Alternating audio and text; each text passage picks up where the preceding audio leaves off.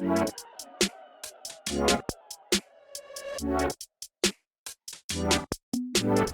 live here at NFT Fest. We've got the wonderful Z here. Z, how are you doing today? Good. Thanks for having me. Thanks for pulling me into this. That's all good. That's what we do. We pull people on. So we just got a question for you. Yeah, go ahead. What are you most bullish on in Web3? The people in Web3, I would say. The people like you guys, bringing, creating content. Also the technology. I think I got into this through the hype of NFTs and being like, oh my God, I can buy something and I can flip it. But then it was really, I guess, the tech and the blockchain and the opportunities to give creators, I guess, a lot of ownership.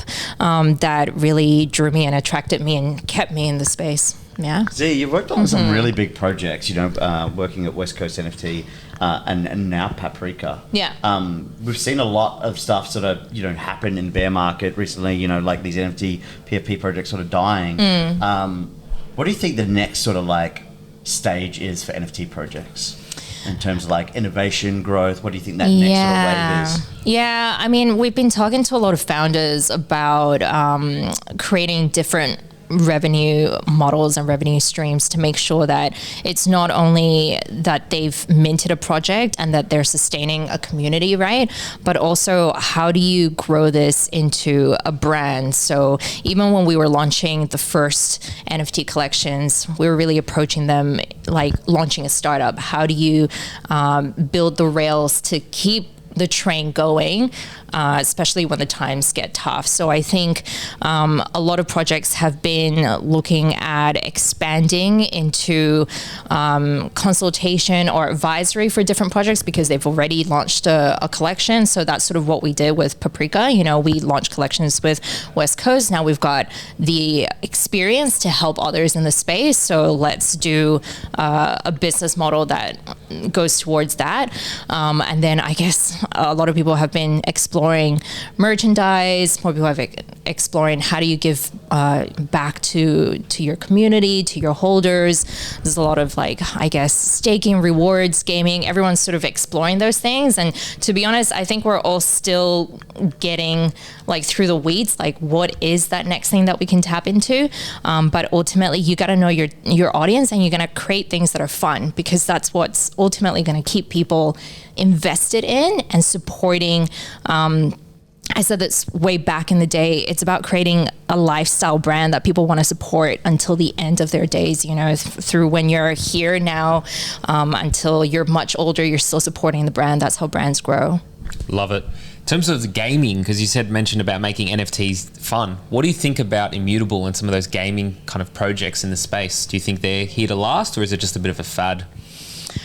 Well, gosh, that is a bit of a dilemma, knowing that my husband works at Immutable. But they're doing some really incredible stuff. I think what you see on the outside, you usually don't see how hard they're working internally on some of their on expanding their platform and their protocols so that other people can use them as well. I think we're starting to see maybe Illuvium as well, working closely with Immutable, and I've seen some of their graphics. It looks like we are maybe getting some better games and some better UI and UX. So I guess time will tell. I'm not really a gamer myself, but I have to say, as long as it's fun, right? I think, I'm a holder of Chimpers, and part of it was just they launched this game and it was quite fun because we could battle each other, and they added some really cool graphics. And then, I guess as long as it's fun, then the games make sense. But I think there's a lot of development to be done in that area for sure. 2023 is coming up. Mm-hmm. What's next for you and I guess Paprika?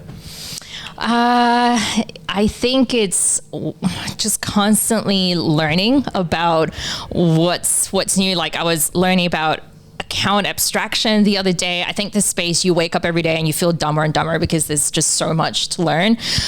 So I think I've definitely in this bear market been focusing more on the learning, like what can we do, I guess, beyond the hype, beyond the PFPs and stuff like that. Internally, we're working on creating tools to better help artists migrate from like Web 2 to Web 3 and make their lives easier as well. So just focusing on a lot of building and hopefully, next year launch more awesome stuff. I love it. What could you, if you could change one thing about the NFT space, what would it be?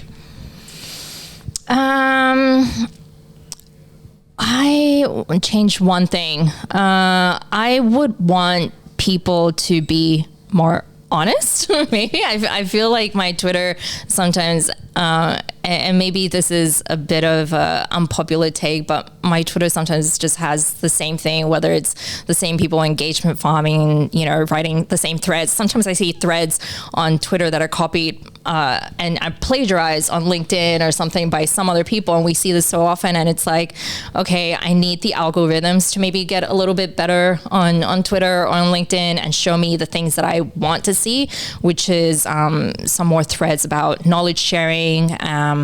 So yeah, I don't know that was specific to NFTs, but more honesty in the space. Yeah, I love it. Yeah. NFT APAC, connect, create, collaborate. Boom.